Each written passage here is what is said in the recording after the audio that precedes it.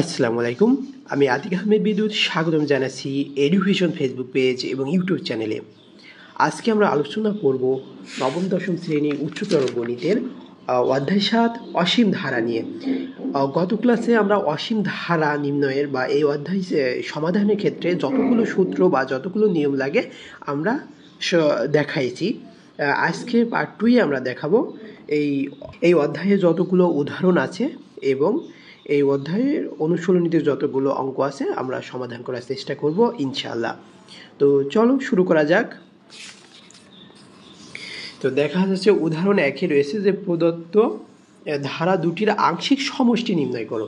আংশিক সমষ্টি, তাহলে এই ধারাটা কি ধারা? দেখা যাচ্ছে এই যে সমান্তর ধারা, তাই না? এটা কি সমান্তর ধারা? দেখো এক এক করে বেড়েছে। পার্থক্য যদি আমরা করি যে 1-এর সাথে 1 যোগ করলে 2 হয়, 2-এর সাথে 1 যোগ করলে 3 হয়, 3-এর সাথে 1 যোগ করলে 4 হয়। তাহলে কি আমরা ধারা নির্ণয় করি কিভাবে? প্রথম পূর্ববর্তী পদ থেকে তার পরের পদ বিয়োগ করলে, যদি 2 থেকে 1 বিয়োগ করি তাহলে 1 পাচ্ছি, 3 থেকে 2 বিয়োগ করলে 1 পাচ্ছি, 4 থেকে 3 বিয়োগ করলে 1 পাচ্ছি। তাহলে এটা কি একটা সমান্তর ধারা। তাহলে আমরা দেখি আমরা তাহলে যে সমান্তর ধারার প্রথম সমান্তর ধারা কি এটা? তাহলে এটা সমান্তর ধারা। তাহলে সমান্তর ধারা প্রথম পদকে আমরা এ দ্বারা প্রকাশ করি এবং সাধারণ অন্তরকে আমরা ডি দ্বারা প্রকাশ করি। ডি সমান 2 - 1, তাহলে থাকছে 1। তাহলে প্রথম এন সংখ্যক পদের সমষ্টি। তাহলে সমান্তর ধারার সমষ্টি নির্ণয়ের সূত্র আমরা আগে দেখিয়েছি। তাহলে আমরা আবারও লিখছি যে সমান্তর ধারা এন সংখ্যক পদের সমষ্টি।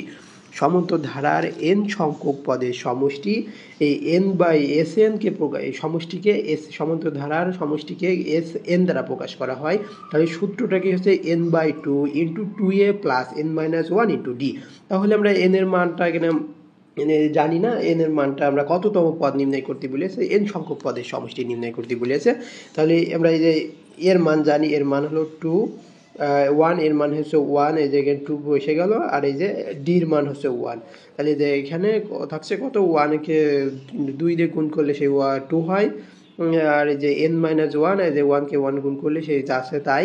তাহলে 1/n/2, n/2, এই n/2 থেকে গেছে, তাহলে এখানে থাকছে 2 প্লাস এই এখানে যদি আমরা ব্র্যাকেট তুলে দিই ফার্স্ট ব্র্যাকেট, তাহলে n-1 থাকে, ওই প্লাস মাইনাসে মাইনাসই থাকে।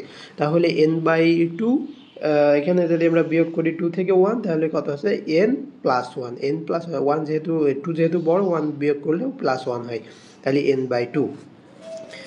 তাহলে এই সূত্রের সাহায্যে আমরা উপরে সূত্রের সাহায্যে এন সংখ্যক বিভিন্ন মান বসিয়ে পাই। ধরুন আমরা যদি এন এর মান যদি 10 বসাই, তাহলে 10 প্রথম 10টি পদের হলো সমষ্টি পেয়ে যাচ্ছি। তাহলে এন সংখ্যক এন এর মান যদি আমরা 1000 বসাই, তাহলে প্রথম 1000তম পদের সমষ্টি পেয়ে যাচ্ছি। আর এন এর মান 1 লক্ষ বসাই, তাহলে 1 লক্ষতম এন সংখ্যক পদের 1 লক্ষতম পদের সমষ্টি আমরা পেয়ে যাচ্ছি। তাহলে এখানে এন এর মান যত বড় হয়, এস এন এর মান তত বড় হয়। এন এর মান যত বড় হবে, তাহলে এই সমষ্টির মানও তো তত বড় হবে। সুতরাং প্রদত্ত অসীম ধারাটির কোনো কি সমষ্টি নাই। সুতরাং প্রদত্ত অসীম ধারাটির কোনো কি নাই, সমষ্টি নাই। তাহলে এবার খ নাম্বার দেখি। খ নাম্বারে আছে কত, আমাদের বইয়ে দেখি যে খ নাম্বারে আছে -1 - 1 plus 1 plus -1 plus dot dot dot. তাহলে আমরা সমাধান করার ক্ষেত্রে আমরা প্রদত্ত ধারাটা আমরা তুলে নিলাম। তাহলে ধারাটির আংশিক সমষ্টি নির্ণয় করতে হবে। ধারাটির হলো আংশিক সমষ্টি এস এন সমান হলো 1, দ্বিতীয় আংশিক সমষ্টি s2 সমান 1 - 1 মানে 0, তৃতীয় আংশিক সমষ্টি সমান s কিউব। আমরা এনকে এনের জায়গায় কি কিউব বসিয়ে দিয়েছি, মানে তৃতীয়, এই তৃতীয় পদে n-1 প্লাস 1 সমান 1, চতুর্থ আংশিক সমষ্টি s4 সমান 1 - 1 প্লাস 1 - 1 সমান 0।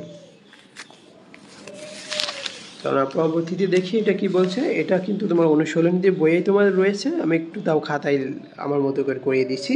যে উপরে উদাহরণ থেকে দেখা যায় যে এন বিজোড় সংখ্যা হলে এন তম আংশিক সমষ্টি, যদি বিজোড় হয় তাহলে আংশিক সমষ্টি হচ্ছে কত, এই 1 হচ্ছে, এবং যদি এন জোড় সংখ্যা হলে তাহলে এন তম আংশিক সমষ্টি হচ্ছে 0।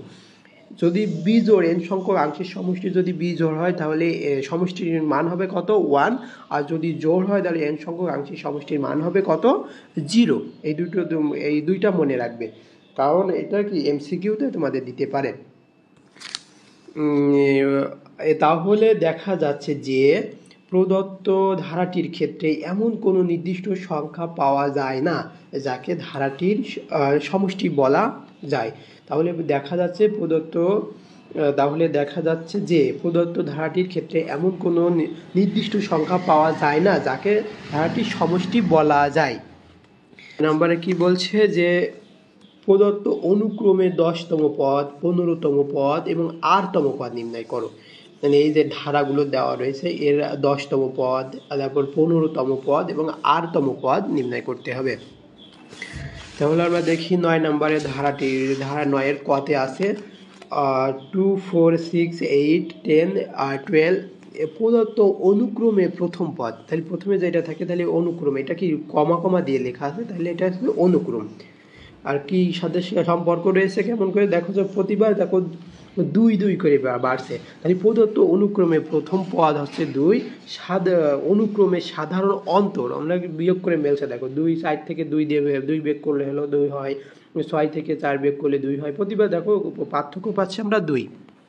তাহলে প্রদত্ত অনুক্রমে প্রথম পদকে এ দ্বারা প্রকাশ করে, এ সমান হলো 2, অনুক্রমে সাধারণ অন্তর হলো ডি সমান হলো 4 - 2 সমান হচ্ছে 2। তাহলে আরতম পদ, আমরা তম পদ নির্ণয়ের সূত্র জানি না, a + r - 1 * d। তাহলে আরতম পদ আমরা নির্ণয় করলাম যে আরতম পদ, তাহলে এর জায়গায় এর মান বসিয়ে দিলাম আর ডির জায়গায় ডির মান বসিয়ে দিলাম। আর তো এখানে তাহলে গুণ হয়ে যাচ্ছে, এখানে গুণ করে দিলাম, গুণ করলে তাহলে 2r হয় আর হলো -2 হয়। তাহলে এই -2 কেটে যাচ্ছে, 2 - কেটে যায়, তাহলে এখানে থাকছে আর 2r, তাহলে 2r অ্যান্সার হচ্ছে 2r। তাহলে 10তম পদ 15তম পদ নির্ণয়, 10তম পদ আমরা যে হালে শুধু 10তম পদ ওইটা আগে নির্ণয় করে নিয়েছি, আরের জায়গায় শুধু 10 বসিয়ে দিয়েছি। তাহলে কি 10 × 2 কত 20, 15তম পদ আরের জায়গায় খালি 15টা বসিয়ে দিস। তাহলে নিম্নয়ে 20, 30 হলো 2r।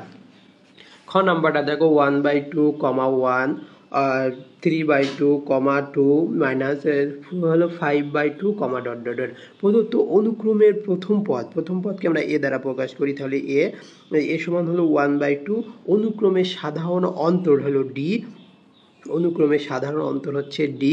তাহলে মাইনাস প্রথম পদ, দ্বিতীয় পদ মাইনাস হলো প্রথম পদ, তাহলে এখানে থেকে লসাগু যায় ভগ্নাংশের হলো যোগ বিয়োগ যাচ্ছে, তাহলে এই -2 যোগ বিয়োগ যাই ভালো, তাহলে এখানে কত 1 মাইনাস হলো 1/2, তাহলে এখানে লসাগু হচ্ছে 2, এর নিচে কিছু নেই মানে হলো 1 আছে মনে করো। তাহলে 2-র সাথে যদি আমরা এই 2 1-এর সাথে হলো ভাগ করে তাহলে 2 হয়, 2-র সাথে 1 হলো গুণ করলে 2 বসলে মাইনাস 2-র সাথে 2 ভাগ করলে 1 হয়, এই 1-এর সাথে 1 গুণ করলে -1ই হয়।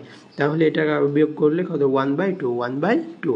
তাহলে সাধারণ অন্তর হলো 1/2। তাহলে আরতম পদ ওই আগের মতনই আমরা নির্ণয় করে নিলাম, যেখানে গুণ করে দিলাম, গুণ করার পরে যে গুণ করার পরে দেখছি যে মিলে গিয়েছে, তাহলে এই দুটো কেটে যায়, তাহলে r/2 থাকে, r/2 থাকে। তাহলে দেখো এবার 10তম পদ, এটা 10তম পদ খালি আরের জায়গায় আমরা খালি 10টা বসিয়ে দিয়েছি, তাহলে 10/2 কাটাকাটি করলে 5 হয়। 15তম পদ সমান 15/, আরের জায়গায় খালি আমরা 15টা বসিয়ে দিয়েছি, তাহলে 15/2 কাটাকাটি করা যায় না, 15/2 রেখে দাও। তাহলে নিম্নয়ে 5, 15/2, r/2 উত্তর। তাহলে গ নাম্বারে দেওয়া আছে যে n-তম পদ, গ নাম্বারে দেওয়া আছে কি এই যে অনুক্রমটির n-তম পদ দেওয়া আছে, এটাই দেওয়া রয়েছে।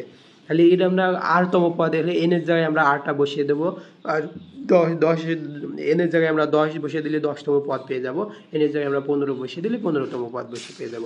তাহলে আমি দেওয়া আছে n-তম পদ সমান এত, অর্থাৎ 10তম পদ, তাহলে n-এর জায়গায় দেখো আমরা 10 বসিয়ে দিচ্ছি, ক্যালকুলেশন করেছি, তাহলে এখানে 11 হয় আর 10, তাহলে 10 আর 11 গুণ করলে 110 হয়, 1/110, এটা 15তম পদ, তাহলে n-এর জায়গায় আমরা 15টা বসিয়ে দিছি, তাহলে 16 হয়, 15 আর 16 গুণ করলে 240 হয়, 1/240। তাহলে r-তম পদ, তাহলে n-এর জায়গায় আমরা r-টা বসিয়ে দিলাম, তাহলে r-টা বসিয়ে আমরা ক্যালকুলেশন করলাম, এই যে r হয়ে যায়, আমরা গুণ করে দিলাম r², আর এটা 1-এর সাথে গুণ করলে r-ই হয়, তাহলে গুণ করে বসিয়ে দিলাম, তাহলে এতটুকুই, বা এটাই রেখে দিলেও রেখে দিতে পারো, এতটুকু রাখতে পারো। তাহলে নিম্নয়ে 1/100 আর 1/240, তাহলে 1/r × r প্লাস হলো 1। তাহলে ঘ নাম্বারে তোমার দেওয়া আছে যে 1 0 কমা 1 0 কমা 0 কমা 1 0 কমা 1 ডট ডট ডট। তাহলে এই যে প্রদত্ত যেহেতু কমা দিয়ে রাখা আছে প্রদত্ত অনুক্রমে বিজোড়তম পদ হচ্ছে শূন্য। প্রদত্ত অনুক্রমে বিজোড়তম পদ হচ্ছে শূন্য, আর জোড়তম পদ হচ্ছে 1। প্রদত্ত অনুক্রমে বিজোড়তম পদ হচ্ছে শূন্য এবং জোড়তম পদ হচ্ছে 1। তাহলে 10 জোড় হওয়ায় 10তম পদ হচ্ছে 1, 15 বিজোড় হয় 15তম পদ হচ্ছে শূন্য, আর যদি জোড় হয় তাহলে আরতম পদ হচ্ছে 1, আর যদি বিজোড় হয় তাহলে আরতম পদ হচ্ছে শূন্য। ইজি একেবারে, একবার করে প্র্যাকটিস করলে পারবে ইনশাল্লাহ। এই যে অঙ্গ নাম্বার দেখো যে 5,5/3, 5/9, 5/27, 5/81, এই ধারাটি কি 10তম, 15তম, 8তম পদ নির্ণয় করতে হবে। তাহলে আমরা ধারাটি লিখে রাখছি প্রথমেই। তাহলে প্রদত্ত অনুক্রমের হলো প্রথম পদ, যে অনুক্রম কমা দিয়ে লেখা আছে, তাই অনুক্রম প্রদত্ত অনুক্রমের প্রথম পদ এ সমান হলো এই যে এটা 15, এখানে 5 আছে 5, তাহলে অনুক্রমের সাধারণ অনুপাত। তাহলে এটা আমরা কি গুণোত্তর ধারা পাচ্ছি। তাহলে প্রদত্ত ধারা হলো সাধারণ, যেহেতু আমরা আরতম পদ নির্ণয় করব তাই এখানে আমরা n নিয়েছি। আরতম পদ আমাদের নির্ণয় করতে বলেছে, তাই না। আর তো আমরা অনুপাতকে সাধারণত কি আমরা আর দিয়ে প্রকাশ করি, তা আর দিয়ে প্রকাশ করলে তো এ আর ও আর মিলে যাচ্ছে, তাহলে এই জন্য আমরা কি n নিয়েছি। অনুক্রমের সাধারণ অনুপাত n সমান এই যে দ্বিতীয় পদ থেকে প্রথম পদ ভাগ করলে কত হয়, করলে 1/3 হয়, 1/3। তাহলে 10তম পদ নির্ণয় সূত্র কি, a R power n-1, n বলতে সেই যে তম পদ, n 10তম পদ n এর জায়গায় আমরা কি আর এর বদলে আমরা কি নিছি, n নিছি। তাহলে n হলো পাওয়ার হলো n-1, ঠিক আছে। তাহলে এখানে ধরছে 9, তাহলে আর n এর মান তো আমরা জানি 1/3, তাহলে 5 এখানে এর মান হলো 5, 1/3 তার হলো কিউব করলে যে তাহলে সাধারণত 1 এর হলো যদি 9 করি আমরা, তাহলে যদি 9ই থেকে যায় তাহলে এই যে এটা এইভাবেই রেখে দাও। এটা অনেক বড় হবে ক্যালকুলেশন করতে গেলে, এটা এইভাবেই রেখে দিতে পারো, বা এই যে 1 এর সাথে 5 গুণ করো আর না 3 পাওয়ার 9। 15তম পদ তাহলে an 15-1, তাহলে এই যে এটার ক্যালকুলেশন করলে এখানে 14 হয়, 15 থেকে 1 বাদ দিলে তাহলে n এর মান কত 1/3, আর 5 এর সাথে গুণ করো, যে আগের মতন এটা রেখে দাও। তাহলে আরতম পদ এবার নির্ণয় করব।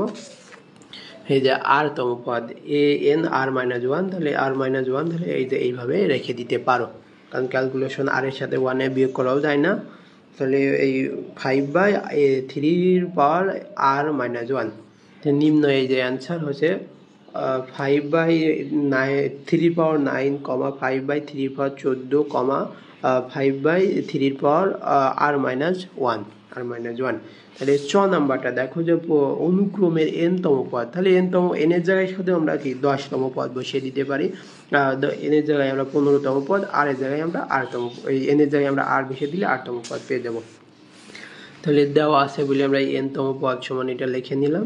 তাহলে 10তম পদ, তাহলে যেখানে যেখানে n আছে সেখানে আমরা এই 10 বসিয়ে দেব, 10 বসিয়ে দেবো। তাহলে এখানে বসিয়ে দিলাম, এই যে এখানে 3 রয়েছে, শুধু এই জায়গায় আমরা 10 বসিয়ে দিয়েছি। বসিয়ে ক্যালকুলেশন করলে কি হয়, এখানে 30 হয়, 30 হলো জোড় সংখ্যা, তাহলে কি এখানে কি প্লাসই হয়ে যায়, জোড় হলো গুণ করলে কত 1 এ প্লাস হয়, আর এই মাইনাসকে এই মাইনাস হলো, তাহলে মাইনাস, আর এইখানে তো প্লাস হয়ে যাচ্ছে, তাহলে এই মাইনাস এখানে চলে আসছে মাইনাস, তাহলে ভ্যানিশ হয়ে যায়, প্লাস মাইনাসে 1 + 1 -1 শূন্য হয়ে যায় বাই 2, তাহলে 0/2 সমান 0, 0/2 সমান 0।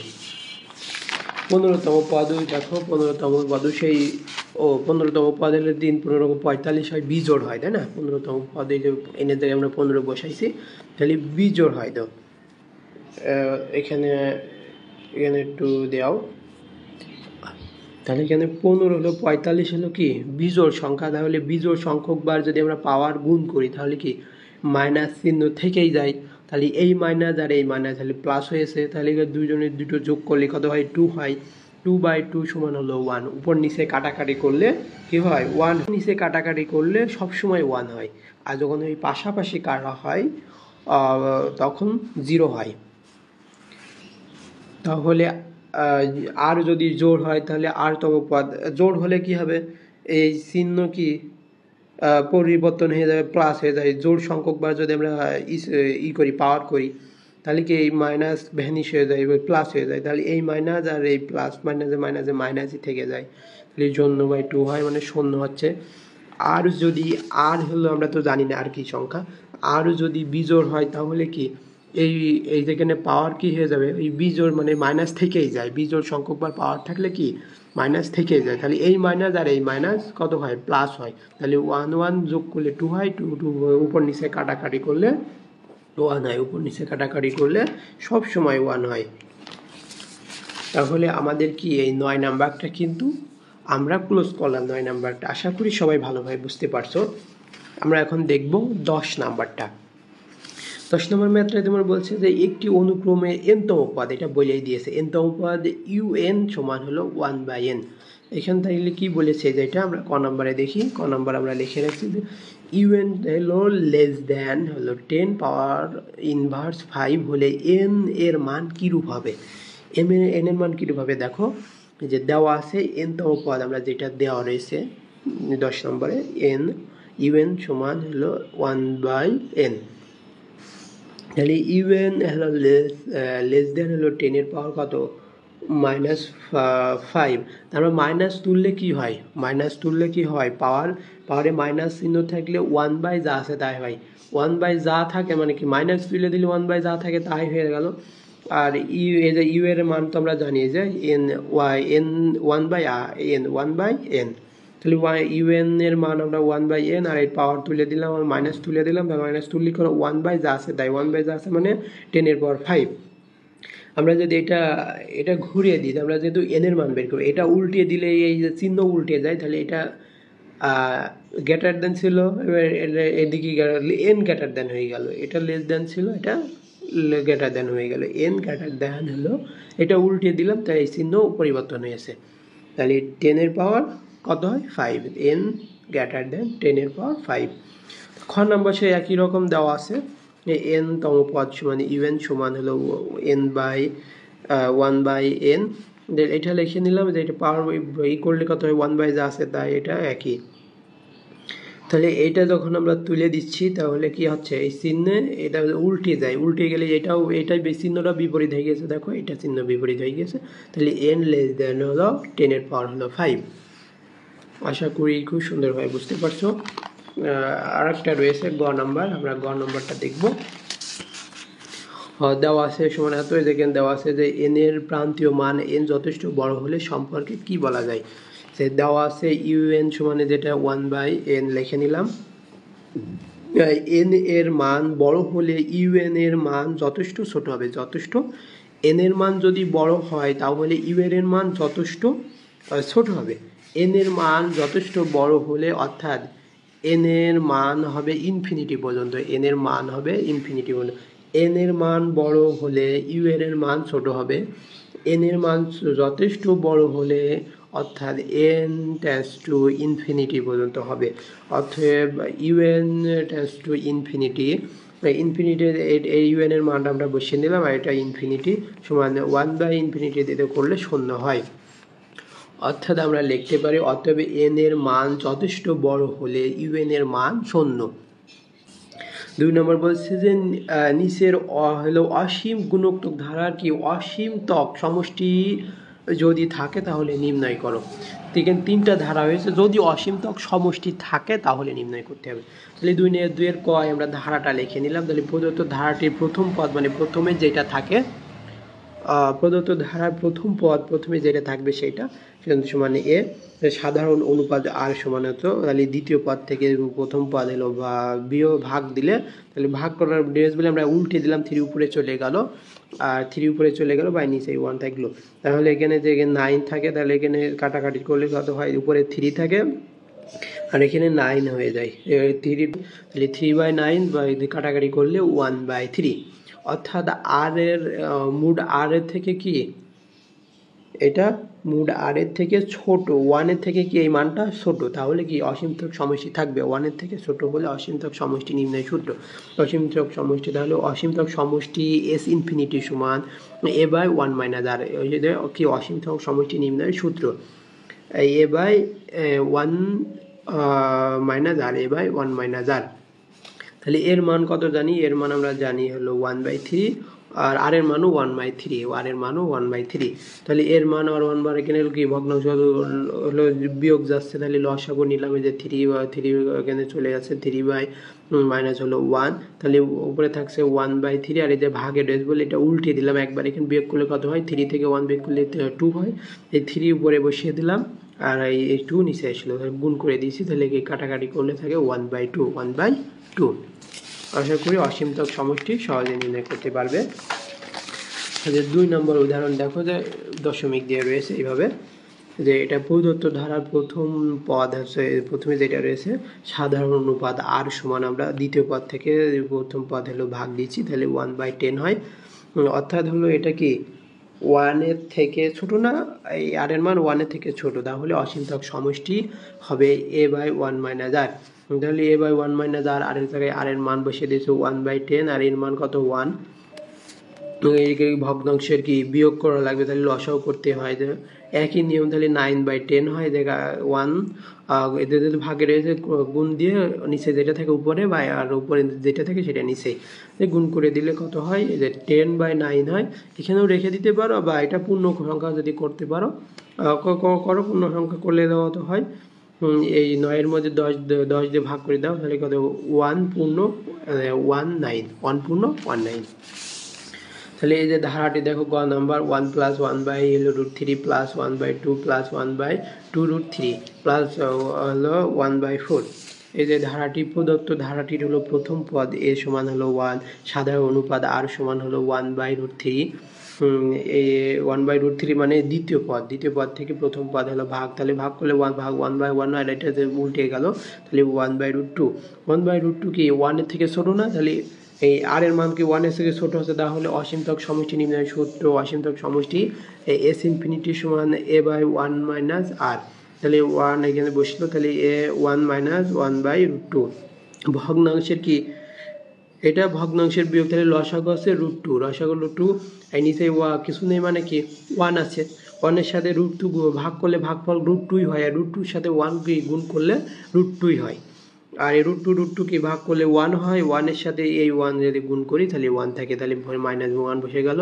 তাহলে এখানে কি এখানে বিয়োগ করা যায় না, বিয়োগ করা যায় না, এটা এক ধরনের জিনিস, এটা এক ধরনের জিনিস, একই ধরনের জিনিস যদি না হয়, √2 একই ধরনের জিনিস না, যেহেতু যদি 2 একা থাকতো তাহলে একই ধরনের জিনিস হতো, বা সদিশ জিনিস হতো, সদিশ জিনিস না হলে কি যোগ বিয়োগ করা যায় না, বীজগণিতে যোগ বিয়োগ করা যায় না। তাহলে এটা কি ভাগে রয়েছে, তাহলে 1 উপরে থাকলো, গুণ করে দিলাম, যে এটা নিচেই ছিল এটা উপরে চলে গেল, আর এটা উপরে ছিল এটা নিচে আসলো, তাহলে এই যে এইভাবে ক্যালকুলেশন টিপলে কত হবে, 3.414, এটা হচ্ছে অ্যান্সার।